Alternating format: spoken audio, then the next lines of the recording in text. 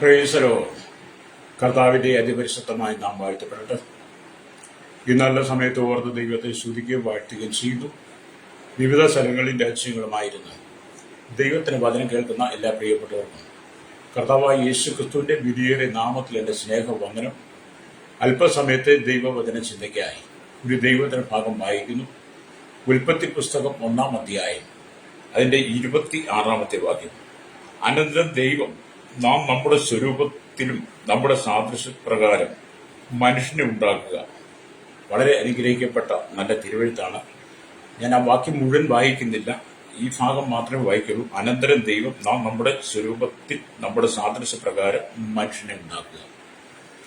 വളരെ അനുഗ്രഹിക്കപ്പെട്ട നല്ല തിരുവെഴുത്താണ് വായിച്ച് കാലാകാലങ്ങളായിട്ട് ഈ വചനം കേട്ട് നമ്മൾ നന്നായിട്ട് സുപരിചിതമായി പഠിച്ച് അനേകരെ പഠിപ്പിക്കുകയും അനവധി കുഞ്ഞുങ്ങളുടെ, അനവധി സഹോദരന്മാരുടെ, അനവധി ആളുകളുടെ സംശയങ്ങൾക്ക് നാം ഉത്തരം പറയുകയും ചെയ്യുന്നവരാണ്. ഹല്ലേലൂയ. നമുക്കറിയാം, ഇത് 21-ാം നൂറ്റാണ്ട്. 21-ാം നൂറ്റാണ്ടിൽ വളരെ സംസ്കാര ജനത്തിനുണ്ട്, വിദ്യാഭ്യാസം, അറിവും ലോകപരിജ്ഞാനമൊക്കെ ഉണ്ടായിട്ടും വിവിധ മതങ്ങളും മതഗ്രന്ഥങ്ങളും പ്രമാണങ്ങളും പഠിപ്പിക്കലുകളും ഒക്കെ ഉണ്ടായിട്ടും ഹല്ലേലൂയ മനുഷ്യ സൃഷ്ടിയെക്കുറിച്ച് ഇന്നും പലർക്കും തിരിച്ചറിവില്ല. പ്രൈസലോ. ഇന്ന് നല്ലൊരു ശതമാനം ആളുകളും പരിണാമ സിദ്ധാന്തം എന്ന് പറഞ്ഞാൽ കുരങ്ങിന്റെ വാല് പൊഴിഞ്ഞ് മനുഷ്യനായി മാറിയെന്നാണ് പലരും ചിന്തിച്ചു വെച്ചിരിക്കുന്നത്. പലരും അങ്ങനെ തന്നെയാണ് ധരിക്കുന്നത്. എന്തിനാണ് ഇനി അവരങ്ങനെ ധരിക്കുന്നത് എനിക്കറിയില്ല. കുരങ്ങന്റെ വാല് പൊഴിഞ്ഞാണ് മനുഷ്യനുണ്ടായ രൂപഭാവം മാറിയതാണെന്ന് പഠിപ്പിക്കുമ്പോൾ എനിക്ക് തോന്നുന്നു നമ്മൾ വീണ്ടും ആ പഴയ വാലൊക്കെ വെച്ച് മരത്തെ കൂടെ ചാടി മറിഞ്ഞ് നടക്കാനാണോ എന്ന് ചിലപ്പോൾ ചിന്തിച്ചു പോകാറുണ്ട്. മനുഷ്യൻ എന്തിനാണ് പരിജ്ഞാനം, വിവേകവും ജ്ഞാനവും ഒക്കെ ദൈവം കൊടുത്തത്? സദൃശവാക്യം 1-ാം അധ്യായം എന്റെ 7-ാമത്തെ വാക്യം വായിക്കേണ്ടത് യഹോഭക്തി ജ്ഞാനത്തിന്റെ ആരംഭമാകുന്നു. അല്ലേ? അപ്പൊ ദൈവം നമുക്ക് തന്നിരിക്കുന്ന യഹോഭക്തി, അത് ജ്ഞാനത്തിലൂടെ നാം ദൈവത്തിന്റെ വചനം മനസ്സിലാക്കുമ്പോൾ നമുക്ക് മനസ്സിലാക്കാൻ കഴിയും. ഒരിക്കലും മനുഷ്യൻ ഒരിക്കലും ഒരു സ്വയംഭൂവായിട്ട് വന്നതല്ല. കുരങ്ങന്റെ വാല് പൊഴിഞ്ഞ് വേറെ രൂപഭാവം വന്നതല്ല. യഹോവയായ ദൈവം, ഹല്ലേലൂയ, സ്തോത്രം, നമ്മുടെ സ്വരൂപത്തിൽ നമ്മുടെ സാദൃശ്യപ്രകാരം മനുഷ്യൻ ഉണ്ടാക്കുക എന്ന് പറഞ്ഞ് നിരത്തെ പൊടികൊണ്ട് ദൈവം മനുഷ്യൻ സൃഷ്ടിച്ചെന്നുള്ളതാണ്. ഹല്ലേലൂയ. ആ ഉൽപ്പത്തി പുസ്തകം 2:7 അത് വ്യക്തമായിട്ട് പറയുന്നുണ്ട്. അവിടെ ഇങ്ങനെ പറയുന്നു, ഹല്ലേലൂയ, യഹോവയായ ദൈവം നിലത്തെ പൊടി കൊണ്ട് മനുഷ്യനെ നിർമ്മിച്ചിട്ട് അവന്റെ മൂക്കിൽ ജീവശ്വാസം ഊതി മനുഷ്യൻ ജീവുള്ള ദേഹിയായി തീർന്നു എന്ന് കാലാകാലങ്ങളായി സത്യവേദ പുസ്തകം വിളിച്ചു പറഞ്ഞിട്ടും അതിനെ വിശ്വസിക്കാത്ത ഒരു കൂട്ടം ആളുകൾ. അല്ലേ? എന്നെ കേൾക്കുന്നവരുടെ സ്നേഹിത, നമ്മൾ ഒരിക്കലും കുരങ്ങന്റെ വലിയ പാരമ്പര്യമല്ല.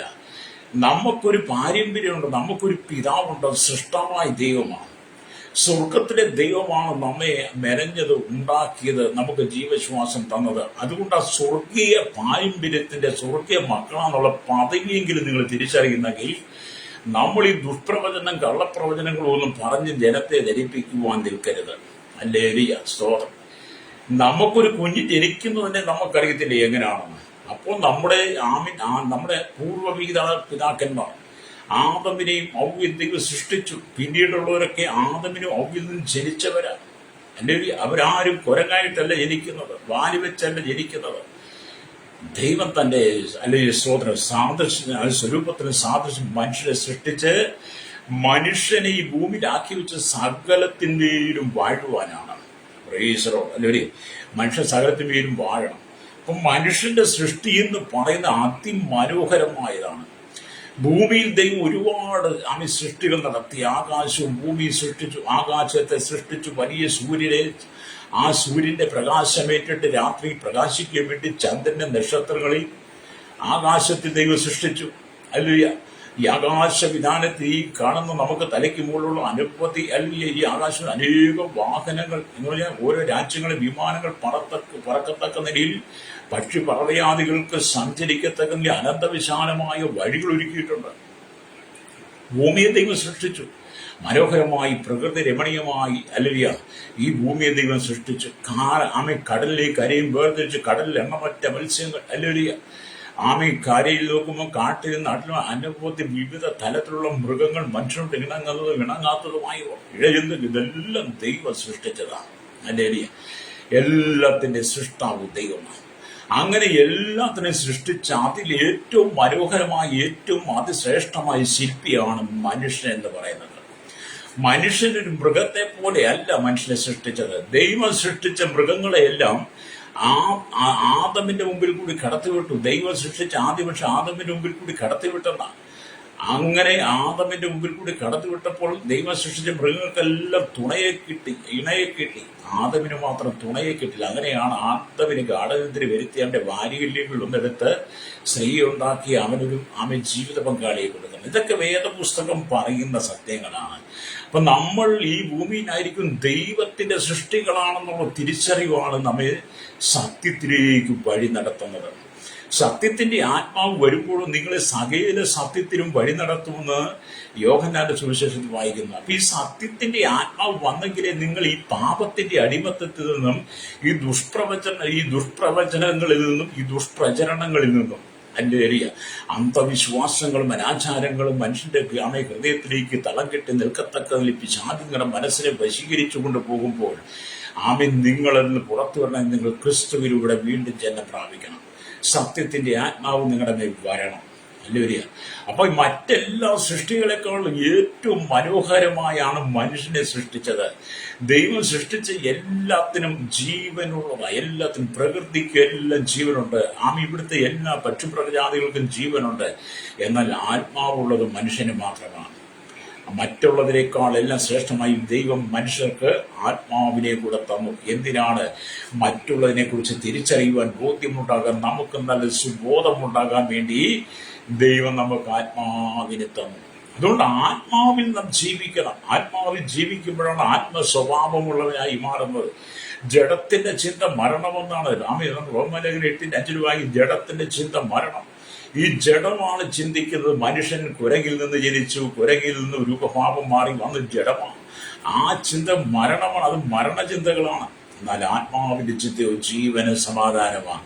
ആത്മാവിനെ പ്രാപിച്ചവൻ, ആത്മാവിൽ ജീവിക്കുന്ന ഒരു ദാസനറിയും ഒരു ക്രൈസ്തവനറിയും ഒരു വിശ്വാസിക ഒരു ദൈവഭക്തനറിയാം. അവൻ ഒരിക്കലും കുരങ്ങിന്റെ അലിയ വകഭേദമല്ല. അവനെ ദൈവം അവൻ സൃഷ്ടിച്ചതാണ്. അല്ലെങ്കിൽ ദൈവത്തിന്റെ സാദൃശ്യ സ്വരൂപത്തിലുമാണെന്ന് അവന് മനസ്സിലാകും. അല്ലേ? ഞാനും പണ്ടത്തെ ചെറുപ്പകാലങ്ങളൊക്കെ അങ്ങനെയൊക്കെയാണ് പറഞ്ഞുകൊണ്ടിരുന്നത്. അറിയില്ലാത്തതുകൊണ്ട് പറഞ്ഞതാണ്. അതുകൊണ്ട് അറിയായ്മയുടെ കാലങ്ങളിലെ പാപങ്ങളെ ദൈവം ഗണ്യമാക്കുന്നില്ല. അതെല്ലാം സമുദ്രത്തിന്റെ ആഴങ്ങളിലേക്ക് വലിച്ചെറിഞ്ഞെന്ന് പറഞ്ഞ പോലെ ഞാൻ പറഞ്ഞു കൂട്ടിയ പാപങ്ങളെല്ലാം ദൈവം സമുദ്രത്തിന്റെ ആഴങ്ങളിലേക്ക് വലിച്ചെറിഞ്ഞ് ഞാൻ വിശ്വസിച്ച് ഞാൻ കർത്താവിനെ അങ്ങ് ഏൽപ്പിച്ചു കൊടുത്ത്, കർത്താവ് പറഞ്ഞു പോയല്ലോ, ചെയ്തു പോയല്ലോ, പ്രവർത്തിച്ചു പോയല്ലോ, ക്ഷമിക്കണമേ, മാപ്പ് നൽകണമേ. ഹല്ലേലൂയ. നീ മടങ്ങി വരണം. എന്നെ കേൾക്കുന്ന സഹോദര സഹോദരി, നീ മടങ്ങി വരണം.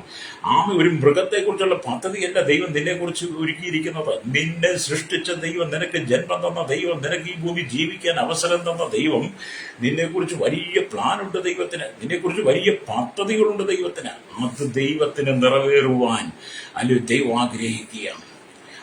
നിങ്ങൾ ജീവിതത്തിൽ നിങ്ങൾക്ക് ഒരുപാട് ഉദ്ദേശങ്ങളുണ്ട്. നിങ്ങളുടെ ഹൃദയത്തിൽ ഒരുപാട് പദ്ധതികളുണ്ട്. നിങ്ങൾക്ക് പഠിച്ച് വലിയവരാകണം, നല്ല നിലയിലെത്തണം, നല്ല ജോലി വാങ്ങണം, നല്ല കുടുംബം ഉണ്ടാകണം, നല്ല വണ്ടി വാങ്ങണം, നല്ല വീട് വെക്കണം, വിദേശത്ത് പോകണം, നല്ല ജീവിതം നയിക്കണം. അതൊക്കെ നിങ്ങൾ ഒരുപാട് പ്രതീക്ഷയുള്ള മനുഷ്യനാണ്.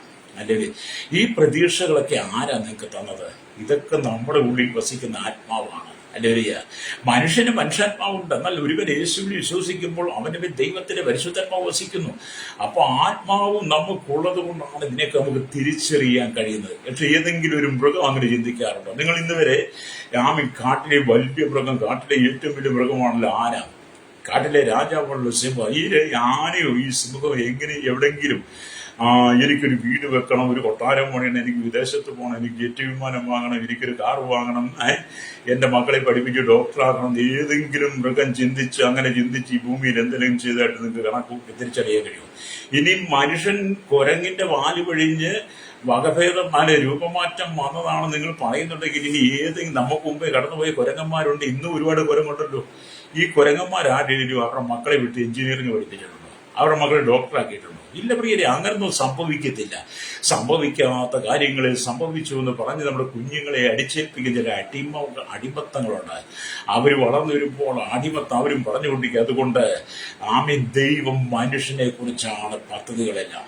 മനുഷ്യനെ കുറിച്ചാണ് ദൈവത്തിന് പ്ലാനുകളെല്ലാം. ഒരുപക്ഷെ നമ്മൾ ചിന്തിക്കും, നാം എന്നെ ദൈവത്തിന് ആവശ്യമില്ല, എന്നെ ദൈവത്തിന് വേണ്ട ക്രിസ്ത്യാനികളുടെ ദൈവമാണ് യേശു, അതുകൊണ്ട് ക്രിസ്ത്യാനികൾക്ക് മാത്രമേ യേശുവിന്റെ സാന്നിധ്യം ഉള്ളൂ എന്നൊക്കെ പലരും ചിന്തിക്കുമ്പോൾ ഇന്ന് പകൽ എന്നെ കേൾക്കുന്നവരുടെ സ്നേഹിത പറയട്ടെ, യേശു ക്രിസ്ത്യാനികളുടെ ദൈവം മാത്രമല്ല, ഒരു മതവിഭാഗത്തിന്റെ ദൈവമല്ല. യേശു ജാതി മത വർഗ വർണ്ണ വ്യത്യാസമില്ലാതെ കുടിൽ തൊട്ട് കൊട്ടാരത്തിൽ വരെ പാർക്കുന്ന സകലരുടെയും ശൈശവത്തിനും ബാല്യത്തിനും കൗമാരത്തിനും യൗവനത്തിനും വാർദ്ധക്യത്തിലും വൃദ്ധരും അശരണ യാചകരും ഓർഫനേജിലും ഓൾട്ടേജ് ഹോമിലും ജുവൽ ഹോമിലും തടമുറയിലും കിടക്കുന്നവരുടെ, വഴിയോരത്ത് കിടക്കുന്നവരുടെ, ഹല്ലേലൂയ, ജന്മനാ വൈകല്യമുള്ളവർ, ജന്മനാ കണ്ണ് കാണാത്തവർ, ജന്മനാ കാത് കേൾക്കാത്തവർ, ഹല്ലേലൂയ, ജന്മനാൽ എഴുന്നേറ്റ് നിൽപ്പാൻ കഴിയാത്തവർ, ഡിപ്രഷൻ രോഗമുള്ളവർ, മന്ദബുദ്ധികളായിരിക്കുന്നു. അങ്ങനെ വിവിധ തലങ്ങളിൽ മനുഷ്യനുണ്ട്. മനുഷ്യനെ എല്ലാം സൃഷ്ടിച്ച് മനുഷ്യനെ കുറിച്ചുള്ള എല്ലാ പദ്ധതികളും ദൈവത്തിനുള്ളതാണ്. ഹല്ലേലൂയ. എന്നെ കുറിച്ചുള്ള പദ്ധതി മുഴുവൻ എൻ്റെ ദൈവത്തിനാണെന്ന് ഞാൻ മനസ്സിലാക്കിയപ്പോഴാണ് എൻ്റെ ജീവിതത്തിനകത്ത് മാറ്റം വന്നത്. അല്ല ഞാനും ഇന്ന് കുരങ്ങന്റെ മോനാണെന്ന് പറഞ്ഞ് നടക്കേണ്ടി വന്നേനെ. നിങ്ങൾ നിങ്ങളുടെ മുഖത്തേക്ക് നോക്കിയിട്ട്, നിങ്ങൾ നിങ്ങളുടെ കണ്ണാടി എടുത്തിട്ട് നിങ്ങളുടെ മുഖത്തേക്ക് നിങ്ങൾ കുരങ്ങനെ പോലെയാണോ ഇരിക്കുന്നത് നിങ്ങൾ നോക്കണം കേട്ടോ. ഹല്ലേലൂയ. അല്ലല്ലോ, നിങ്ങൾ ഏറ്റവും നല്ല സുന്ദരനായി സുന്ദരിയായിട്ടിരിക്കുന്ന ഞാൻ പറയുന്നത് നിങ്ങളെല്ലാവരും സുന്ദരന്മാരും സുന്ദരികളാണ്. ആരും മോശമായിട്ട് കാണാൻ ഞാൻ ആഗ്രഹിക്കുന്നില്ല. ചിലർക്ക് കറുത്തവരാണ്, വെളുത്തവരാണ്, നിറമില്ല, അല്ലെങ്കിൽ സൗന്ദര്യമില്ല എന്നൊക്കെ പറഞ്ഞ് പരസ്പരം ആരെയും കുറ്റം ചാരരുത്, ആരെയും കുറ്റപ്പെടുത്തരുത്, ആരെയും നമ്മൾ കുറച്ച് കാണരുത്. കർത്താവ് എന്താണ് വചനത്തിൽ പറഞ്ഞത്? അനന്തരം ദൈവം നാം നമ്മുടെ സ്വരൂപത്തിൽ നമ്മുടെ സാദൃശ്യപ്രകാരം മനുഷ്യനുണ്ടാക്കുക. നമ്മുടെ ദൈവമാരാണ് വെണ്മയും ചുമപ്പമുള്ളവനാണ്, 10,000 അതിശ്രേഷ്ഠ ഉത്തമ ഗീതം 5:10 എഴുതി വെച്ചിട്ടുണ്ട്. ആ ദൈവത്തിന്റെ മകനായി ജീവിക്കുവാൻ, മകളായി ജീവിക്കാൻ നമുക്കൊരു അവസരം തന്നില്ലേ? അതുകൊണ്ട് ഇതുപോലെ കേൾക്കുന്ന മാതാവേ, നിന്നെക്കുറിച്ച് ഒരു പദ്ധതിയുണ്ട്. സഹോദരൻ, നിന്നെക്കുറിച്ച് ഒരു പദ്ധതിയുണ്ട്. പ്രാന് ഇന്ന് നിന്റെ കഷ്ടതയെ മാറ്റി, നിന്റെ സങ്കടങ്ങളെ മാറ്റി, ദുഃഖങ്ങളെ മാറ്റി, നിന്റെ പരാതി പരിഭവങ്ങളെല്ലാം മാറ്റി എഴുതുവാൻ ദൈവം ആഗ്രഹിക്കുക.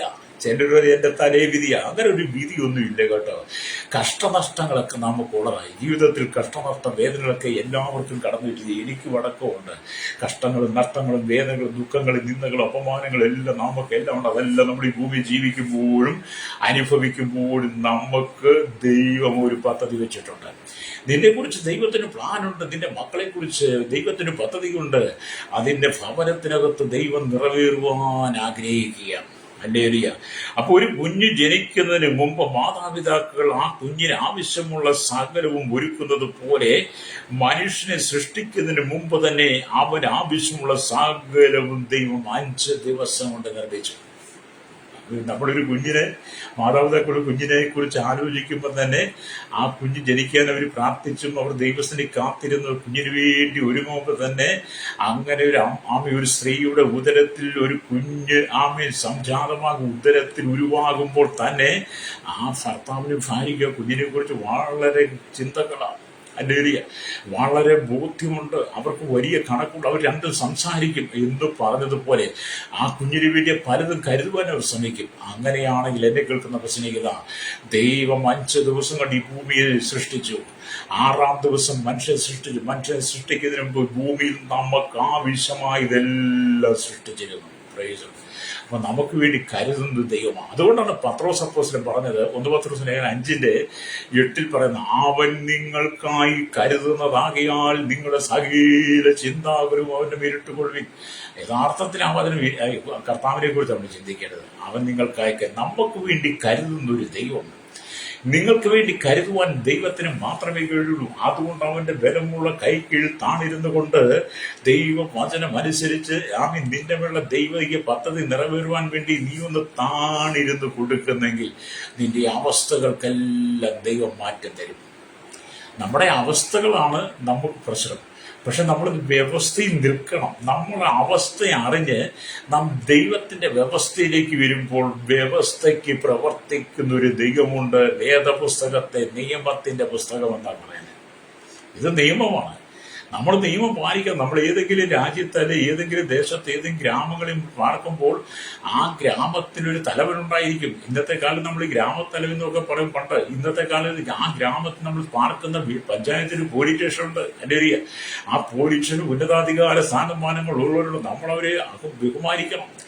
അവരെ ആദരിക്കണം, അവർക്ക് കീഴ്പ്പെട്ടേ പോകാൻ പറ്റുള്ളൂ എന്ന് പറഞ്ഞവിടെ നമ്മൾ നിയമത്തിന് വിധേയപ്പെടുന്നത് പോലെ ഈ സത്യവേദ പുസ്തകമാകുന്ന നിയമപുസ്തകത്തിന് വിധേയപ്പെട്ടുകൊണ്ട് ദൈവത്തിന്റെ ആ വ്യവസ്ഥ നീ അനുസരിക്കുന്നെങ്കിൽ നിന്റെ ആ അവസ്ഥ ദൈവം മാറ്റും. ഈ കഷ്ടത്തിലായിരിക്കാം, കണ്ണുനീരിലായിരിക്കാം, ദുഃഖത്തിലായിരിക്കും, കടക്കണിയിലായിരിക്കാം, ജീവിതം തകർന്നേക്കാം, വലിയ അതിന്റെ നടുവിൽ ദൈവം നിന്നെ മാനിക്കും. ഈ കാലഘട്ടത്തിൽ ഏറ്റവും കൂടുതൽ വളരെ പ്രശ്നം തന്ന മരണസംഖ്യ ഉയരുന്നു എന്നുള്ളതാണ്. മനുഷ്യൻ യാതൊരു കാരണം കൂടാതെ ആത്മഹത്യ ചെയ്യുന്നു. ആത്മഹത്യ ചെയ്യുമ്പോൾ മുമ്പും പിമ്പും ആലോചിക്കുന്നില്ല, മരിച്ചു കഴിഞ്ഞാൽ പിന്നെന്താണ്. എന്നെ കേൾക്കുന്ന സഹോദര സഹോദരി, മരണം എന്ന് പറയുന്നത് നീ തന്നെ തെരഞ്ഞെടുക്കുന്നത് മരണം കൊണ്ട് അവസാനിക്കുന്നതല്ല ജീവിതം. നിന്റെ ജീവിതത്തെ നീ സ്വയം ഒടുക്കിക്കളയുമ്പോൾ നിന്റെ ഈ ശരീരം മാത്രമേ ഈ മണ്ണിലേക്ക് ചേരും. നിന്റെ ആത്മാവിനും മരണമില്ല. നീ ആത്മഹത്യ ചെയ്താൽ നിന്റെ ആത്മാവ് നിത്യ നരകത്തിലേക്ക് പോയിട്ട് നീ ഭൂമിയിൽ കഷ്ടതയരിച്ച് അനുഭവിച്ചതിന്റെ എത്രയോ കോടി വർഷങ്ങളാണ് നീ അവിടെ ചെന്ന് ദുഷ്ടന്മാരോടൊപ്പം വാസം ചെയ്യുന്നത്. നമ്മുടെ ആത്മാവ് ദൈവത്തിനുള്ളതാണ്. അവന്റെ ശ്വാസമാണ് നമ്മൾ ഈ പ്രവർത്തിക്കുന്ന മുഴുവൻ. നിലത്തെ പൊടി കൊണ്ട് മനുഷ്യനെ ഉണ്ടാക്കിയിട്ട് അവന്റെ മൂക്കിൽ ജീവശ്വാസം ഊതി അവൻ ജീവനുള്ള ദേഹിയായി തീർന്നു. അതെ, നമ്മളിൽ പ്രവർത്തിക്കുന്ന ജീവൻ ദൈവത്തിൻ്റെതാണ്. അതുകൊണ്ട് ഈ ജീവൻ പ്രവർത്തിക്കാൻ വേണ്ടുന്നതെല്ലാം കർത്താവ് തരും. ഹല്ലേലൂയ. നിങ്ങളെ കുറിച്ചുള്ള ദൈവത്തിന്റെ പദ്ധതി. അതുകൊണ്ട് നിങ്ങൾ ഒരിക്കലും സ്വയം ആത്മഹത്യ ചെയ്ത്. രണ്ടാമതൊന്നാണ് ഈ കാലഘട്ടം ആക്സിഡന്റുകൾ വർദ്ധിക്കുന്നു. ആക്സിഡന്റുകൾ എത്രയോ ആയിരങ്ങളാണ്. ആക്സിഡന്റുകൾ മരിക്കുന്നത് മനുഷ്യൻ സുബോധമില്ലാതെ വാഹനം ഓടിച്ച് ലഹരിക്ക് അടിമയായി വാഹനം ഓടിച്ച് ഉറങ്ങിപ്പോകുന്നു. സുബോധം നിയന്ത്രണം നഷ്ടപ്പെടുന്നു. അങ്ങനെ എന്തുമാത്രം അപകടങ്ങൾ. ഞാൻ ചോദിക്കട്ടെ, എന്നെ കേൾക്കുന്നപ്പോൾ നമ്മളൊക്കെ ഈ സുബോധത്തിന്റെ ആത്മാവിലേക്ക് മടങ്ങി വന്നാട്ടെ. സുബോധത്തിന്റെ ആത്മാവിലേക്ക് മടങ്ങി വന്ന് നമ്മൾ ഈ ലഹരി തുടങ്ങിയ സാധനങ്ങൾ മാറ്റിവെച്ചിട്ട് സുബോധത്തോടെ നമ്മുടെ വാഹനങ്ങളൊക്കെ കൃത്യമായ രീതിയിൽ ഓടിച്ച് നിയമത്തിന് വ്യവസ്ഥയ്ക്കനുസരിച്ച് ഓടിച്ചാൽ നമുക്ക് അപകടത്തിൽ രക്ഷപ്പെടാൻ കഴിയും. അത് നമ്മൾക്ക് ഒരു നല്ലൊരു പങ്ക് ദൈവം ഏൽപ്പിച്ചിട്ടുണ്ട്. ഹല്ലേലൂയ. അപ്പൊ 6-ാം ദിവസം കർത്താവ്, ഹല്ലേലൂയ, സ്തോത്രം, എല്ലാ മനുഷ്യനെ സൃഷ്ടിച്ചു. 6-ാം ദിവസം കർത്താവ് മൃഗങ്ങളെ സൃഷ്ടിച്ചു, ഒടുവിൽ മനുഷ്യനെ സൃഷ്ടിച്ചു. ഹല്ലേലൂയ. എല്ലാം സൃഷ്ടിച്ചു കഴിഞ്ഞ് മനുഷ്യനെ സൃഷ്ടിച്ചു. ഹല്ലേലൂയ. അപ്പൊ കർത്താവ് മനുഷ്യനെ മനസ്സലിവോടെ സ്നേഹത്താൽ സൃഷ്ടിച്ചു. കർത്താവ് മനുഷ്യനെ മനസ്സലിവാൽ, ദയയാൽ, സ്നേഹത്താൽ, കാരുണ്യത്താൽ, അവന്റെ സ്വാദസ്യപ്രകാരം അവന്റെ സ്വരൂപത്തിൽ നമ്മെ സൃഷ്ടിച്ചു. അത് ദൈവം നമ്മോട് കാണിച്ച കരുണയാണ്. ഹല്ലേലൂയ. ദൈവം നമ്മോട് കരുണ കാണിച്ചത് കൊണ്ടാണ് നാം ഇന്ന് ഇവിടെ നിൽക്കാൻ കാരണം. ആകയാൽ അവന് തന്റെ രൂപവും സാദൃശ്യവും നൽകുവാൻ ദൈവം ആഗ്രഹിച്ചു. പ്രൈസ്. ദൈവം നമ്മോട് മനസ്സറിഞ്ഞുകൊണ്ട് കരുണ കാണിച്ചത് കൊണ്ട് ആ കരുണയുടെ കരുണ കൊണ്ട് ദൈവത്തിന്റെ രൂപവും സാദൃശ്യം നമുക്ക് നൽകാൻ ആഗ്രഹിച്ചു. ഏതെങ്കിലും പക്ഷികൾക്കോ മൃഗങ്ങൾക്കോ ഇഴജാതികൾക്കോ ദൈവത്തിന്റെ രൂപവും സാദൃശ്യം കൊടുത്തിട്ടുണ്ടോ? ഒരിക്കലും കൊടുത്തിട്ടില്ല. ഇനി അങ്ങനെ കൊടുത്തു എന്നൊക്കെ പറയുന്ന ആളുകൾ ഉണ്ടെങ്കിൽ ഓർത്തും അതെന്തോ വ്യാജാത്മാവാണ്, ദുർഭൂതമാണ് ആ വ്യക്തി വ്യാപരിക്കുന്നത്. ഹല്ലേലൂയ. അപ്പം ദൈവം തന്റെ രൂപവും സാദൃശ്യവും നമുക്ക് നൽകുവാൻ ആധിപത്യവും അധികാരവും നൽകി. സകലത്തിന്റെയും ആധിപത്യം അധികാരം നൽകി. ഹല്ലേലൂയ. ഭൂമിയിൽ നിറഞ്ഞ് അതിനെ അടക്കി സമുദ്രത്തിലെ മത്സ്യങ്ങളുടെ മേലും ഈ ഭൂചര ജന്തുവിന്മേലും വാഴുമിനെന്ന് അവരോട് കൽപ്പിച്ചുവെന്ന് നമ്മൾ വായിച്ച ഭാഗത്ത് ഉൽപ്പത്തി പുസ്തകം 1:28 സകലത്തെ അടക്കി വാഴാൻ മനുഷ്യനാണ് ദൈവം അധികാരം തന്നത്. അല്ലേ? അപ്പൊ മനുഷ്യൻ എത്ര ശ്രേഷ്ഠനാണ്. എന്നെ കേൾക്കുന്ന സഹോദര, നീ പറയും എന്നെ കാണാൻ സൗന്ദര്യമില്ല, എന്നെ കാണാൻ ഇഷ്ടമില്ല, എന്നെ ആർക്കും വേണ്ട, എന്റെ നിറം പോരാ, എന്റെ നിറം അഴുക്കാണ്, അല്ലെങ്കിൽ എന്നൊക്കെ പറഞ്ഞ് നമ്മൾ സ്വയം നമ്മെ തന്നെ കുറ്റപ്പെടുത്താറില്ലേ? അങ്ങനെ നിങ്ങൾ ഒരിക്കലും കുറ്റപ്പെടും. നിങ്ങൾ ഏറ്റവും നല്ല സൗന്ദര്യമുള്ളവനാണ്, ഏറ്റവും നല്ല സൗന്ദര്യമുള്ളവളാണ്. അല്ലെങ്കിൽ പണ്ടൊക്കെ ഞാനിങ്ങനെ പലരെയൊക്കെ കുറ്റപ്പെടുത്തു. പക്ഷെ എനിക്ക് പിന്നീട് ദൈവഭാഗത്തൊക്കെ ഒന്നും കുറ്റബോധം തോന്നി. കർത്താവ്, ഞാൻ ആരെങ്കിലുമൊക്കെ വാക്കുകൾ കൊണ്ട് പറഞ്ഞ് വേദനിപ്പിച്ചിട്ടുണ്ടെങ്കിൽ എന്നോട് ക്ഷമിക്കണമേ. അറിയായ്മയുടെ കാലഘട്ടത്തിൽ കൂട്ടുകൂടി നടന്നപ്പോൾ ഒരുപാട് പൊട്ടച്ചൊല്ലി കളിവാക്ക് ചീത്തത്തരം പറഞ്ഞ് പലരെയും വേദനിപ്പിച്ചിട്ടുണ്ട്. അതുകൊണ്ട് കർത്താവേ, അങ്ങ് ഞങ്ങളോട് കാണിച്ച കരുണയാണല്ലോ, അങ്ങ് ഞങ്ങളോട് കാണിച്ച സ്നേഹമാണ് അവിടുത്തെ രൂപവും സാദൃശ്യം തന്നത്. അതുകൊണ്ട് ഞങ്ങളാരും വലിയ മോശക്കാരല്ല, അങ്ങേപോലെ ഇരിക്കുന്നെന്ന് എന്റെ ഹൃദയത്തിന്റെ തീരുമാനം ദൈവം തന്നതാണ് കേട്ടോ. അപ്പൊ ഞാൻ ആരെയും ഇപ്പം പരിഹസിക്കുന്നില്ല, കാരണം ദൈവമാണ് അവരെ സൃഷ്ടിച്ചത്. ഹല്ലേലൂയ. അപ്പൊ ഇവിടെ കർത്താവ് മനുഷ്യനെ തിരഞ്ഞെടുത്തതുപോലെ സാത്താൻ മൃഗത്തെ തിരഞ്ഞെടുത്തു. ഹല്ലേലൂയ. കർത്താവ് എന്ത് ചെയ്തു? മനുഷ്യനെ തിരഞ്ഞെടുത്തു. മനുഷ്യനെ സകലത്തിന്മേലും ആധിപതിയാക്കി. അതുപോലെ തന്നെ അല്ലെങ്കിൽ ലോകത്തിന്റെ അധിപതിയായ അന്തിക്രിസ്തു മൃഗം എന്ന് വിളിക്കപ്പെടുന്നു. ലോകത്തിന്റെ അധിപതിയായിട്ട് വരാൻ പോകുന്ന അന്തിക്രിസ്തുവിനെ മൃഗം എന്ന് വിളിക്കുന്നു. ഹല്ലേലൂയ. അവനെ മൃഗമെന്ന് വിളിക്കും. അവന്റെ മുഖ്യ ജോലി ദൈവ സാദൃശ്യത്തിൽ സൃഷ്ടിക്കപ്പെട്ട മനുഷ്യനിലേക്ക് പ്രവേശിച്ച് അവനെ മൃഗമാറ്റി മാറ്റുക എന്നുള്ളതാണ്. അന്തിക്രിസ്തു, ഈ സാത്താൻ, അവന്റെ ഭാവം എന്താണ്? അവന്റെ ഉള്ളിൽ പ്രവേശിക്കണം. അവന്റെ ഉള്ളിൽ പ്രവേശിപ്പിച്ചിട്ട് അവനെ മൃഗസ്വഭാവമുള്ളവനാക്കി മാറ്റണം. നമ്മൾ പറയാം, നീ ഒരു മൃഗമാണല്ലോ എന്നൊക്കെ നമ്മൾ പറയാറില്ലേ? നമ്മൾ പലരോടും നീ ഒരു മൃഗമാണല്ലോ, നീ മൃഗത്തെ പോലെയാണ്, മൃഗത്തിന്റെ സ്വഭാവമാണല്ലോ നിന്റെ ഉള്ളിൽ കിടക്കുന്നവർ പറയലേ. എന്തുകൊണ്ടാണ് അങ്ങനെ ആ മൃഗസ്വഭാവം? ചിലര് കാണത്തില്ല, ഈ മദ്യപിച്ചു കഴിഞ്ഞ മൃഗത്തെ പോരാ, കഞ്ചാവ് പിടിച്ച് ജലസടിച്ച് പാൻമസാലകളൊക്കെ തിന്ന് ചില മൃഗത്തെ പോരാ, ചിലർക്ക് ദേഷ്യം വന്ന മൃഗത്തെ പോരാ. അല്ലേ, മൃഗസ്വഭാവമാണ് മൃഗീത എന്ന് പറഞ്ഞ ഈ അന്തിക്രിസ്തു, അല്ലെങ്കിൽ അന്തിക്രിസ്തു അവൻ മൃഗം എന്ന് വിളിക്കുന്നു. അവൻ നിന്റെ ഉള്ളിൽ പ്രവേശിക്കും സാത്താൻ, എന്നിട്ട് നിന്നെ കൊണ്ട് മൃഗത്തെ പോലെ പ്രവർത്തിക്കും. അതുകൊണ്ടാണ് സംഗീത പുസ്തകം 49:20 പറയുന്നത്, മാനത്തോടിരിക്കുന്ന മനുഷ്യൻ വിവേകഹീനനായാൽ നശിച്ചു പോകുന്ന മൃഗത്തിന് തുല്യൻ. അപ്പൊ ഈ മൃഗവും അന്തിക്രിസ്തുവൊക്കെ നശിച്ചു പോകും കേട്ടോ. എന്നാൽ ദൈവാത്മാവുള്ള മനുഷ്യൻ, ദൈവസന്നിധി ജീവിക്കുന്ന മനുഷ്യൻ, അവന്റെ ആത്മാവ് ഒരിക്കലും നശിച്ചു പോകത്തില്ല. അവൻ ഈ ലോകം വിടുമ്പോൾ, ഈ ലോകത്ത് നിന്ന് അവൻ മാറ്റപ്പെടുമ്പോൾ, അല്ലെങ്കിൽ അവന്റെ ആയുസ് പൂർത്തീകരിക്കുമ്പോൾ, യേശുക്രിസ്തുവിന്റെ വീണ്ടും ജന്മം പ്രാപിച്ച ദൈവത്തിന്റെ മക്കളെ ആത്മാവ് നിത്യമായ പറുദീസിലേക്ക് പോകും. ഹല്ലേലൂയ. അപ്പൊ ഈ അന്തിക്രിസ്തു എല്ലാവരിലേക്കും പ്രവേശിക്കാൻ, സാത്താൻ എല്ലാവരിലേക്കും പ്രവേശിപ്പാൻ ആഗ്രഹിക്കുക. അല്ലെങ്കിൽ അപ്പൊ ഒരു മനുഷ്യനെ മൃഗമാക്കി മാറ്റുക എന്നതാണ് അല്ലെങ്കിൽ സാത്താൻ്റെ ഇത്. അതുകൊണ്ട് ചിലർക്ക് ഭയങ്കര കോപം വന്നാൽ മൃഗത്തെ പോലെയല്ലേ, കോപം വന്നാൽ മൃഗത്തെ പോലെ എന്താ ചെയ്യുന്നൊന്നും അറിയത്തില്ല. ചിലർക്ക് കോപം വന്നാൽ വീട്ടിലെ ഭാര്യ അടിക്കും, മക്കളെ അടിക്കും, അമ്മായിപ്പനെ അടിക്കും, അമ്മായിമ്മ അടിക്കും, മരുമോള് അമ്മായിമ്മ എടുത്തിട്ട് ചവിട്ട് ഇടിക്കുകയൊക്കെ ചെയ്യുന്നത് കണ്ടിട്ടില്ലേ? ആ കൂട്ടത്തിൽ മകനൂടെ കൂടുന്ന കണ്ടിട്ടില്ലേ? മൃഗമായി മാറുന്നു, മനുഷ്യൻ മൃഗമാകുന്നു. അല്ലേരിയ മൃഗമായി കഴിഞ്ഞാൽ പിന്നെ ചെയ്യുന്നത് ചിലർ ഈ കള്ളു കുടിച്ചിട്ടൊക്കെ ഈ മയക്കുമരുന്നൊക്കെ അടിച്ചിട്ട് വീട്ടിൽ ഇരിക്കുന്ന ഭാര്യയെ എടുത്തിട്ട് ഇടിക്കും. അല്ലേരിയ എന്നിട്ട് വീണ്ടും അവളിരിക്കെ ഇണങ്ങി കൂടിച്ചേരും. നാളെ വലിയ മനുഷ്യനാണ് നിനക്ക്. അല്ലേരിയ നീ മാന്യമായിട്ട് ജീവിക്കണം. നീ ദൈവത്തിന്റെ അല്ലേരിയ സ്വരൂപത്തിന് സൃഷ്ടിച്ച ദൈവിക സ്വഭാവമുള്ളവനാണ്. നിന്റെ ഉള്ളിലേക്ക് ഈ അന്തിക്രിസ്തു, ആന്റി ക്രൈസ്റ്റ്, സാത്താൻ കയറരുത്. സാത്താൻ നിന്റെ ഉള്ളിൽ വസിക്കുന്നത് കൊണ്ടാണ് നിനക്ക് മറ്റുള്ളവരെ സ്നേഹിക്കാൻ കഴിയാത്തത്. അല്ലേരിയ ചില ആളുകളാണ് എന്തു പറഞ്ഞാലും ദേഷ്യപ്പെടും. ഭാര്യ ഭർത്താവിനോട് കോപിക്കുന്നത് കണ്ടു കഴിഞ്ഞാൽ അല്ലേരിയ വലിയ ഭൂകമ്പം വരുന്നത് പോലെ. അതുപോലെ ഭർത്താക്കന്മാർ ഭാര്യയോട് പറയുന്നതും പ്രവർത്തിക്കുന്നതും കണ്ടു കഴിഞ്ഞാൽ സുനാമി വരുന്നത് പോലെയാണ്. അല്ലേരിയ ഇതൊക്കെ കാണുകയും കേൾക്കുകയും ചെയ്യുമ്പോൾ വളരെ മനസ്താപമുണ്ട് കേട്ടോ. ഇത്രയും സംസ്കാരം കൊണ്ട്, അറിവുണ്ട്, വിദ്യാഭ്യാസം, നിങ്ങൾക്ക് ഒരുപാട് ഡിഗ്രി ഉണ്ട്, പക്ഷെ എന്നിട്ടും നിങ്ങൾ ആരാണെന്ന് നിങ്ങൾക്ക് തിരിച്ചറിയുന്നില്ല. നിങ്ങൾ ആരാണെന്ന് നിങ്ങൾക്ക് തിരിച്ചറിയാൻ, നിങ്ങൾ മൃഗമാണോ മനുഷ്യനാണോ? സഹോദര, എന്നെ കേൾക്കുന്ന സഹോദരി, നീ മൃഗമാണോ മനുഷ്യനാണോ?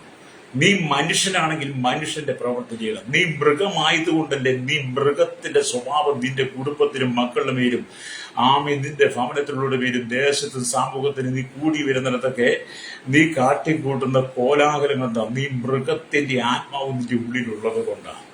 മൃഗത്തിന്റെ, സാത്താന്റെ ആത്മാവ്. അല്ലേ? നമ്മൾ മനുഷ്യനാണെങ്കിൽ നമുക്ക് ക്ഷമയുണ്ട്. മനുഷ്യനാണെങ്കിൽ നമുക്ക് സകലവും ക്ഷമിപ്പാനും സഹിപ്പാനും എല്ലാം പൊറുക്കാനും ദൈവം നമുക്ക് അവസരം തന്നിട്ടുണ്ട്. ഇന്ന് പകലിന്റെ കേൾക്കുന്ന മാതാവി പിതാവി, നിന്റെ ജീവിതം താൽക്കാലികമാണ്. ഇവിടെ നീ സ്ഥിരവാസക്കാരനല്ല, നീ ഇവിടെ സ്ഥിരമായിട്ട് താമസിക്കാൻ വന്നതല്ല.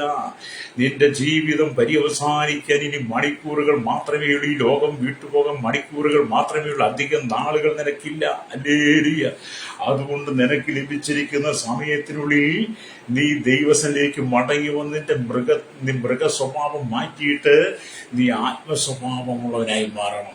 പ്രൈസറോ. അല്ലേരിയ നമുക്ക് കർത്താവുമായിട്ട് അങ്ങ് വാസം ചെയ്യണം. അല്ലേരിയ അപ്പൊ ഇവിടെ നാം ദൈവത്തിന് വചനം വായിക്കുമ്പോൾ അല്ലേരിയ നമുക്കറിയാം, ചിലർക്ക് കോപം വന്നാൽ അവർ ചെയ്യുന്നത് അവർക്ക് പോലും അറിയത്തില്ല. അല്ലേരിയ മൃഗമായി മാറുന്നു. ചിലർ മദ്യലഹരിയാൽ മൃഗീയമായി പെരുമാറുന്നു. അല്ലേരിയ ചിലർ മദ്യലഹരി അങ്ങോട്ട് പോത്ത് കഴിയുമ്പോൾ മൃഗമായിട്ട് മാറും. അല്ലേ? ഈ മദ്യം കുടിച്ച് നിൽക്കുന്നതിന്റെ ബോധം നിങ്ങൾ കണ്ടിട്ടുണ്ടോ? അല്ലേ? ബോന്ത മുഖം അല്ലേ? മുഖം അല്ലേ? ഞാനൊക്കെ അങ്ങനെയായിരുന്നു പണ്ട്. അല്ലേ? സ്തോത്രം. ഇപ്പോഴൊക്കെ അത് മാറിപ്പോയത് ഞാൻ ദൈവത്തെ സ്തുതിക്കുക. അല്ലേ? അപ്പം മദ്യം കുടിച്ച് നിൽക്കുന്നവന്റെ മുഖം കണ്ടു കഴിഞ്ഞാൽ, ഇനി മദ്യം കുടിച്ചു കഴിഞ്ഞാൽ അവന് നടക്കാൻ അറിയത്തില്ല. മദ്യം കുടിച്ചു കഴിഞ്ഞാൽ ഒരു വ്യക്തിക്ക് നടക്കാൻ അറിയത്തില്ല, അവന് ശരിക്കും മുണ്ടുടുക്കാനും അറിയത്തില്ല. അല്ലേ?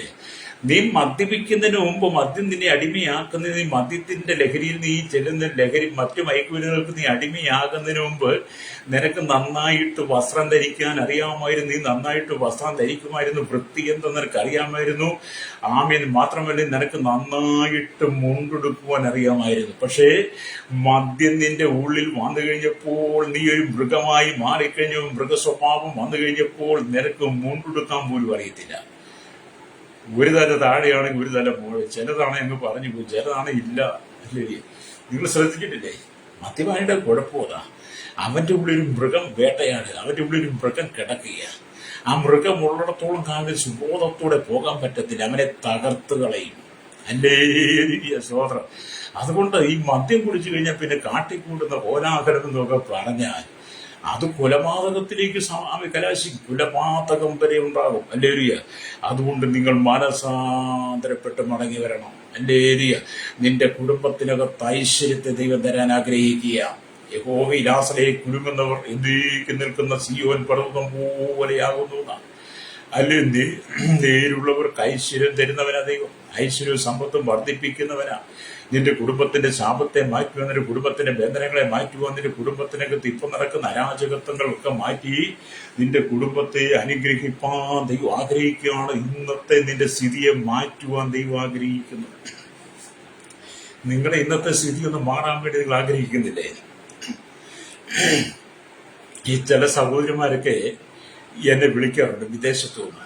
അതെങ്ങനെ വിളിക്കും? ഞാൻ ഈ മെസ്സേജൊക്കെ പറയുമ്പോഴേ ഒരു മെസ്സേജ് എൻ്റെ ഫോൺ നമ്പർ കൊടുക്കാറുണ്ട്. എന്തിനാന്ന് വെച്ചാൽ അവർക്ക് പ്രാർത്ഥിക്കാൻ എന്തെങ്കിലും വിഷയമുണ്ട് പറഞ്ഞോട്ടുന്നു. അങ്ങനെ വിളിക്കുമ്പോൾ പല സഹോദരിമാർ വിളിച്ചിട്ട് പറയുന്നത്, നാട്ടിൽ ഒരുപാട് കടം വാങ്ങി ലോൺ എടുത്ത് ഉള്ളതൊക്കെ വിറ്റിട്ടൊക്കെ ബ്ലേഡിൽ നിന്നൊക്കെ എടുത്തിട്ട് ഏജന്റിന് പൈസ കൊടുത്ത് വിസ വാങ്ങി വിദേശത്ത് ചെന്നപ്പം പറഞ്ഞ ജോലിയില്ല. പിന്നെ ചില വീട്ടിൽ അടിമകളെ പോലെ ജോലി ചെയ്ത് പീഡനം അനുഭവിക്കുക. മഹാപീഡനം. പുറത്തേക്ക് പോകാൻ പറ്റത്തില്ല. പാസ്പോർട്ട് വലിയ സ്പോർട്സിന്റെ കയ്യിലായിപ്പോയി. അവിടെ നിന്ന് ഇറങ്ങി ഓടാൻ പറ്റത്തില്ല. പാസ് എങ്ങനെയെങ്കിലും ഞങ്ങൾക്ക് വേണ്ടി പ്രാർത്ഥിക്കണം, ഇവിടെ നിന്ന് വിട്ടുപോലെ, ഇവിടെ നിന്ന് സ്വതന്ത്രമായി മാറാൻ. ഇവിടെ പീഡനമാ, പുറത്തു പറയാൻ പറ്റത്തില്ല എന്ന് എന്നോട് പറഞ്ഞ അനവധി സഹോദരങ്ങളെ ഞാൻ ഓർക്കാറുണ്ട് കേട്ടോ.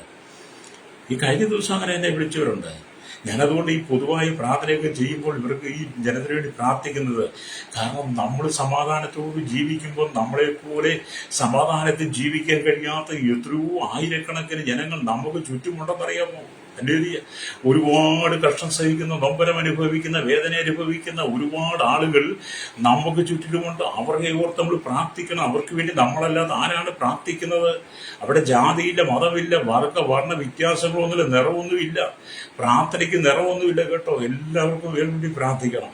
പ്രാർത്ഥനയ്ക്ക് ജാതിയില്ല, പ്രാർത്ഥനയ്ക്ക് നിറമില്ല, പ്രാർത്ഥനയ്ക്ക് രുചിയില്ല, പ്രാർത്ഥനയ്ക്ക് വർണ്ണമില്ല.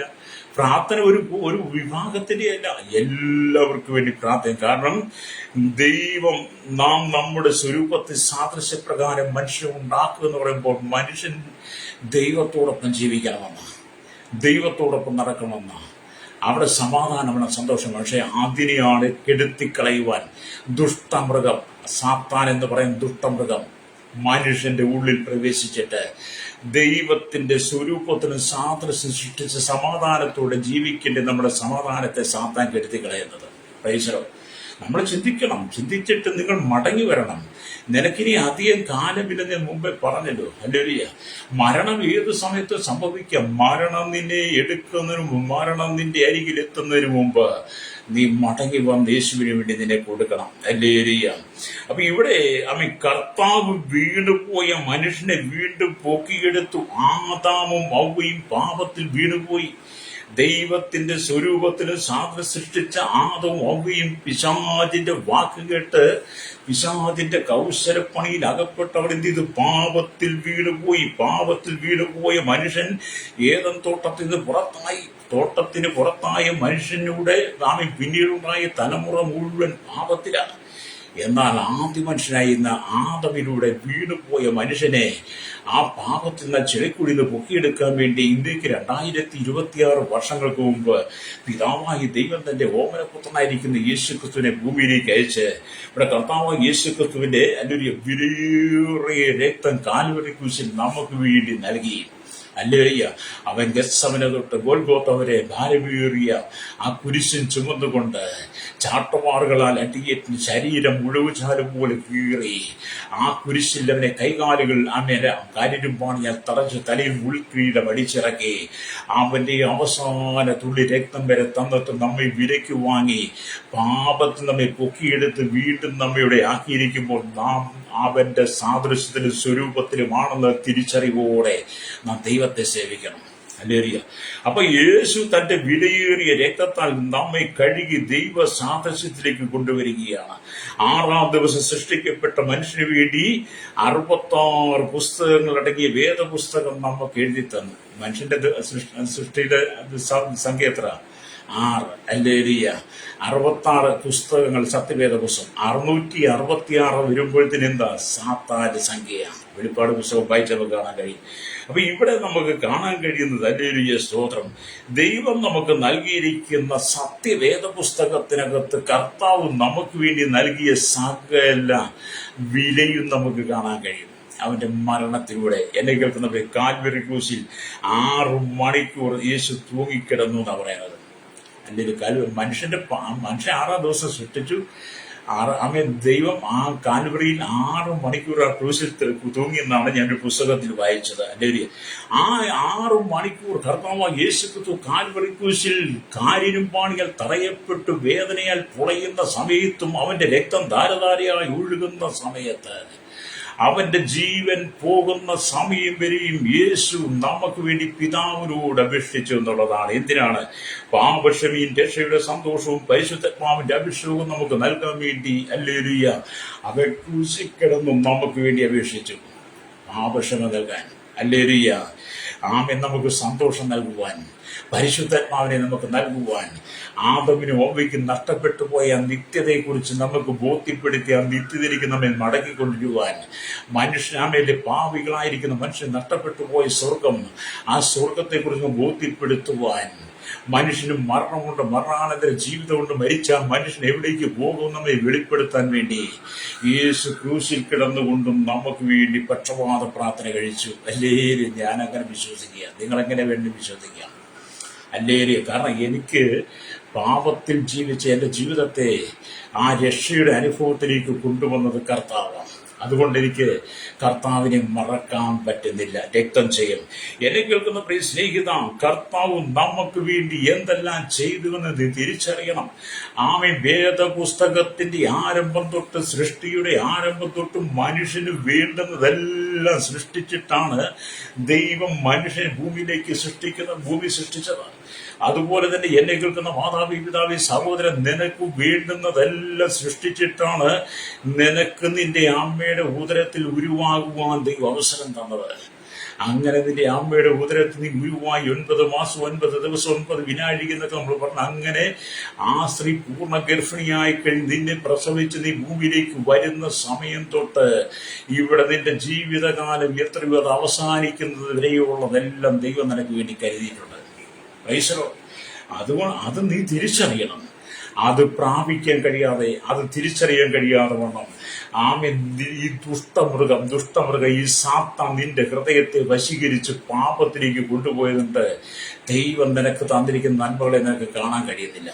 അതുകൊണ്ടാണ് ദൈവപ്രതിമയായ ക്രിസ്തുവിന്റെ തേജസ്സുള്ള സുവിശേഷത്തിന്റെ പ്രകാശനം ശോഭിക്കാതിരിക്കാൻ ഈ ലോകത്തിന്റെ ദൈവം, ഈ ലോകത്തിന്റെ ശക്തിയായ സാത്താൻ അവിശ്വാസികളുടെ മനസ്സ് മുരടാക്കിയെന്ന് കൊരിന്ത്യർ ലേഖനത്തിൽ വായിക്കുന്നത്. ഹല്ലേലൂയ.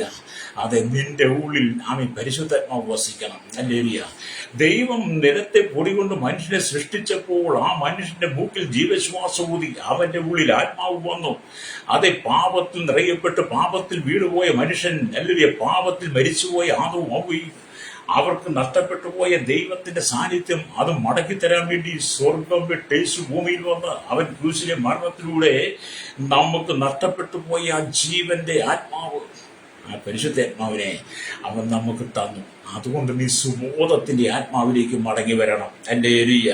അപ്പൊ ഇവിടെ നാം വായിക്കും, സാത്താൻ 6-ാം ദിവസം സൃഷ്ടിക്കപ്പെട്ട മനുഷ്യനിൽ നിന്ന് ആധിപത്യത്തെ പിടിച്ചെടുത്തു. പിശാച് ആ മനുഷ്യനെ 6-ാം ദിവസമാണല്ലോ സൃഷ്ടിക്കുന്നത്. അപ്പൊ 6-ാം നാൾ സൃഷ്ടിക്കപ്പെട്ട മനുഷ്യന് ദൈവം കൊടുത്ത സകല അധികാരവും എന്ത് ചെയ്തു? സാത്താൻ പിടിച്ചെടുത്തു. ഹല്ലേലൂയ. 6 എന്ന സംഖ്യയെ തന്റെ സ്വന്തമാക്കി മാറ്റുവാൻ പിശാച് തീരുമാനിച്ചു. ഹല്ലേലൂയ. 6 എന്ന് പറയുന്ന സംഖ്യ തന്റെ സ്വന്തമാക്കി മാറ്റാൻ പിശാച് ശ്രമിച്ചു, അല്ലെങ്കിൽ തീരുമാനിച്ചു. അവന്റെ തൃത്വത്തിന് 666 എന്ന സംഖ്യ അടയാളമായി തീർന്നുവെന്ന് നമ്മൾ വെളിപ്പാട് കാണുന്നത്. അപ്പം പിശാചിന്റെ തൃത്വം, നമ്മൾ കർത്താവിന്റെ തൃത്വം പറയുന്ന പോലെ തന്നെ പിശാചിന്റെ തൃത്വം 666 എന്ന് ഇത് ഞാനൊരു ദൈവദാസൻ എഴുതിയ പുസ്തകത്തിൽ വായിച്ചെന്റെ മനസ്സിൽ കൊള്ളിച്ച കാര്യമാണ് കേട്ടോ. ഹല്ലേലൂയ. അപ്പൊ ഇവിടെ നമ്മൾ മനസ്സിലാക്കാൻ കഴിയുന്നത് മഹാസർപ്പവും മൃഗവും കള്ളപ്രവാചകനുമായ ആ 666 മഹാസർപ്പം, പഴയ പാമ്പും മഹാസർപ്പവും കള്ളപ്രവാചകനുമായിരിക്കുന്ന ആ ദുർഭൂത ശക്തി, ആ അന്തിക്രിസ്തു സാത്താന് ശക്തി, അവനാണ് 66. അവന്റെ ആ അനുഭവം നിന്റെ ഉള്ളിൽ നീ വരുത്തരുത്. അവന്റെ അനുഭവത്തിൽ നീ പോകരുത്. നീ മടങ്ങി വന്ന് ക്രിസ്തുവിന്റെ സ്വരൂപത്തിന് സാദൃശ്യം മടങ്ങി വരണം. ക്രിസ്തുവിന്റെ സ്വരൂപ സാധനം മടക്കി വരാൻ വേണ്ടിയിട്ടാണ് യേശു നിനക്ക് വേണ്ടി ക്രൂശിൽ മരിച്ചത്. ഹല്ലേലൂയ. ദൈവം എന്താണ് ചെയ്യുന്നത്? തന്റെ പുത്രം അനേക സഹോദരന്മാരിൽ ആദിജാതനാകേണ്ടതിന് അവന്റെ സ്വരൂപത്തോട് അനുരൂപരാകുവാൻ മുൻനിയമിച്ചിരിക്കുന്നത് റോമാലേഖനം 8:21 കാണുന്നുണ്ട്. അവൻ പ്രത്യക്ഷനാകുമ്പോൾ നാം അവനെ താൻ ഇരിക്കപ്പോലെ തന്നെ കാണുന്നതാകും, അവനോട് സദൃശന്മാരാകുമെന്ന് 1 യോഹന്നാന്റെ ലേഖനം 3-ാം അധ്യായം 2-ാം വാക്യം കാണുന്നു. ഹല്ലേലൂയ. നാം ദൈവിക ഛായയിലേക്ക് വരും, ആ ദൈവിക അനുഭവത്തിലേക്ക് വരും. നമ്മൾ ദൈവത്തോട് കൂടെ ഇരിക്കും. ഹല്ലേലൂയ. മരണാനന്തരം നമ്മൾ നിത്യതയിൽ പിതാവിന്റെ വലത്തുഭാഗത്ത് യേശു ഇരിക്കുന്നു. യേശുവിന്റെ വലത്തുഭാഗത്തിരിക്കാൻ വേണ്ടി നീ ഒരുങ്ങിയിട്ടുണ്ടോ? നീ അതിനുവേണ്ടി തയ്യാറാണോ? ഹല്ലേലൂയ. അതുകൊണ്ട് എന്നെ കേൾക്കുന്ന സ്നേഹിത, നാം ദൈവത്തേക്ക് മടങ്ങി വരണം. ഹല്ലേലൂയ. ആത്മാവാകുന്ന കർത്താവിന്റെ ദാനമായി തേജസ് പ്രാപിച്ച് അതേ പ്രതിമയായി നമ്മൾ രൂപാന്തരപ്പെടണമെന്ന് ഹല്ലേലൂയ 1 കൊരിന്ത്യർ ലേഖനം 2 വായിക്കുന്നുണ്ട്. 2 കൊരിന്ത്യർ 3:18 കേട്ടോ. അപ്പൊ ഞാൻ വന്നത് ദൈവം അനന്തരം ദൈവം നാം നമ്മുടെ സ്വരൂപത്തിലും നമ്മുടെ സാദൃശ്യപ്രകാരം മനുഷ്യനെ ഉണ്ടാക്കി സകലത്തിന്മേൽ അധികാരം കൊടുത്തു. അത് നീ തിരിച്ചറിഞ്ഞിട്ട് നീ ദൈവത്തെങ്കിലേക്ക് മടങ്ങി വരണം. അല്ലാതെ വാല് പൊഴിഞ്ഞ് മനുഷ്യരൂപം എടുത്ത് നല്ല മനുഷ്യൻ മനുഷ്യ സൃഷ്ടിച്ച് ദൈവത്തിന്റെ ആത്മാവിനെ നമ്മൾ ഉള്ളിൽ തന്നു. നിന്നെ സുബോധമുള്ളവളാക്കി മാറ്റി. പക്ഷേ ആ ദുഷ്ടമൃഗം നിന്റെ ഉള്ളിൽ പ്രവേശിച്ച്, ഏതാ ദുഷ്ടം? സാത്താൻ നിന്റെ ഉള്ളിൽ പ്രവേശിച്ച് നിന്റെ സുബോധത്തെ കെടുത്തി, നിന്റെ സുബോധത്തെ മാറ്റിയിട്ട് നിന്നെ മൃഗത്തെ ആരാധിക്കാൻ വേണ്ടി അവൻ നിന്നെ വശീകരിച്ചു കൊണ്ടുപോയി. നീ മൃഗത്തെ അല്ല ആരാധിക്കേണ്ടത്. നീ ആരാധിക്കുന്ന ജീവനുള്ള ദൈവത്തെ ആരാധിക്കണം. ജീവനുള്ള ദൈവം, ഏക സത്യ ദൈവം, ആത്മാവും ജീവനുമായിരിക്കും ദൈവം. ഈ കാണുന്ന ഈ അണ്ടകടാകത്തെ മുഴുവൻ നിർമ്മിച്ചവൻ, അഖിലാണ്ടത്തെ നിർമ്മിച്ച് ഈ ബ്രഹ്മാണ്ടത്തെ മുഴുവൻ അടക്കി വാഴുന്നവൻ, സർവജ്ഞാനി, സർവശക്തനും സർവവ്യാപിയുമായിരിക്കുന്ന ഏക സത്യ ദൈവമായിരിക്കുന്ന യേശു ക്രിസ്തുവിനെ നീ ആരാധിക്കണം. ദുഷ്ടമൃഗമായിരിക്കും സാത്താനെ അല്ല ആരാധിക്കേണ്ടത് കേട്ടോ. ആ ദൈവത്തെ ആരാധിക്കാൻ വേണ്ടിയിട്ടാണ്, ഈ കർത്താവിനെ ആരാധിക്കാൻ വേണ്ടിയിട്ടാണ് അവന്റെ സാദൃശ്യത്തിലും അവന്റെ സ്വരൂപത്തിലും നമ്മെ സൃഷ്ടിച്ചത്. നീ മടങ്ങി വാ. നിന്റെ സ്ഥിതികളെല്ലാം മാറി. എനിക്ക് വേണ്ടി പ്രാർത്ഥിക്കാൻ പോവുകയാണ്.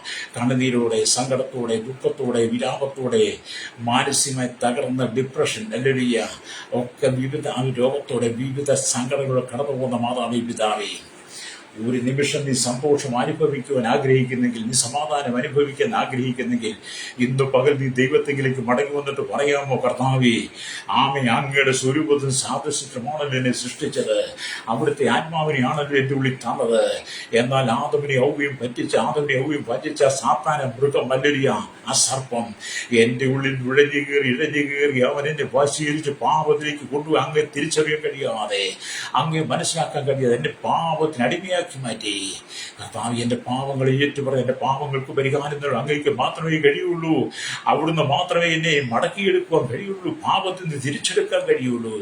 ഞാനത് വിശ്വസിക്കുന്നത് പറഞ്ഞ് അങ്ങയ്ക്ക് വേണ്ടി എന്റെ ഹൃദയത്തെ തരുന്നു. അങ്ങന്റെ പിതാവായി ഞാൻ അവിടുത്തെ മകളായി തീരുവാൻ ആഗ്രഹിക്കുന്നെന്ന് പറഞ്ഞ് എന്നോടൊപ്പം പ്രാർത്ഥിക്കുമെങ്കിൽ ഇപ്പോൾ തന്നെ നിന്റെ ബന്ധനം കഴിഞ്ഞ് നിന്റെ കുടുംബത്തിൽ ഇരുട്ട് മാറിയ ദുഷ്ടമൃഗം എന്ന് പറഞ്ഞ ശക്തി നിന്റെ കുടുംബത്തിൽ നിന്നും, നിന്റെ ഉള്ളിൽ നിന്റെ കുടുംബത്തിൽ നിന്നും മാറിപ്പോകും. അല്ലെങ്കിൽ വിശ്വസിക്കും. എന്നോടൊപ്പം പ്രാർത്ഥിച്ചേട്ടെ. പരിശുദ്ധ ഞങ്ങളുടെ നല്ല ദൈവമേ, പിതാവേ, അനുഗ്രഹിക്കപ്പെട്ട നല്ല സമയത്തിനായി വചനം കേട്ടുകൊണ്ടിരിക്കുന്ന ലോകമെമ്പാടുള്ള 800 കോടി ജനം, ജാതി മത വർഗ വർണ്ണ വ്യത്യാസമില്ലാതെ കർത്താവേ, അങ്ങ് പറഞ്ഞൊരു അനന്തരം ദൈവം നമ്മുടെ സ്വരൂപത്തിൽ നമ്മുടെ പ്രകാരം മനുഷ്യനുണ്ടാക്കുക. എന്നാൽ ഈ മനുഷ്യൻ ദൈവമേ ദൈവസാന്നിധ്യം നഷ്ടപ്പെട്ട് മൃഗത്തെ അനുരൂപമാക്കി മൃഗത്തോട് ചേർന്ന് അവന് ഹൃദയം കൊടുത്തത് മുഖാതെ മനുഷ്യൻ പാപത്തിലും ശാപത്തിലും രോഗത്തിലും ബന്ധനത്തിലും വിട്ടുപോയി.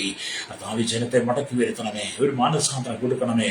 ദൈവസാന്നിധ്യം അനുഭവിച്ചിട്ട് ഭൂമിയിലെ ജീവിതം തികയ്ക്കുവാൻ, മനുഷ്യനുള്ള ദൈവഹിതം മുഴുവൻ നിറവേറുവാൻ ഈ മനുഷ്യൻ മടങ്ങി വരട്ടെ. എത്രയോ കുടുംബങ്ങളാണ് സമാധാനം സന്തോഷമില്ലാതെ, ആത്മഹത്യകൾ പെരുകുന്നു, കുടുംബം തകർന്നു, നശിക്കുന്നു, മദ്യവും ലഹരിയും പെരുകുന്നു, അക്രമം വർദ്ധി, മതങ്ങളും മത നേതാക്കന്മാരും തമ്മിലടി, രാഷ്ട്രീയ തമ്മിലടി, അനവധി ആളുകളുടെ രക്തം ചൊരിയിക്കുന്നു. അതിന് ജനത്തിന് സുബോധം കൊടുക്കണമേ, മനസാന്തരം കൊടുക്കണമേ. തകർന്നു കിടക്കുന്ന കുടുംബങ്ങളെ വിടിവിക്കപ്പെടട്ടെ. തിരിച്ചുങ്ങളുടെ തലമുറ ഓർക്കുന്ന കർത്താവ് അധാർമ്മികതയിലേക്ക് പോകാതെ, പാപത്തിലേക്ക് ഒരു ജീവിതം ഒടുക്കിക്കളയാതെ ദൈവത്തിലേക്ക് മടങ്ങി വരട്ടെ.